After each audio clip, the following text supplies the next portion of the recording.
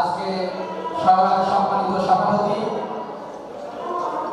দক্ষিণ বাংলাদেশ সাবেক হুইপ, সাবেক মেয়র, বরিশাল জেলার দায়িত্বপ্রাপ্ত জনাব নুরুল ইসলাম মাদুর ভাই সহ বিএনপি, ছাত্রদল, যুবদল, মহিলা দল সহ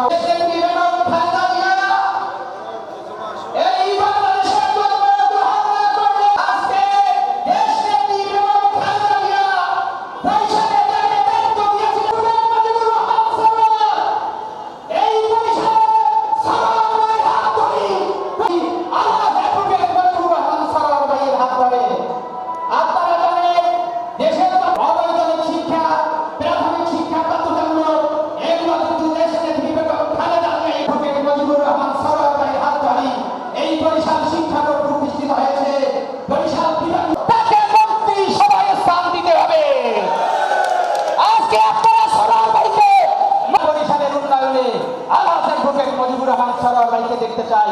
সর্বোপরি দেশ নেত্রী বেগম খালেদা জিয়ার বক্তব্য শেষ করছি। আল্লাহ হাফেজ। বাংলাদেশ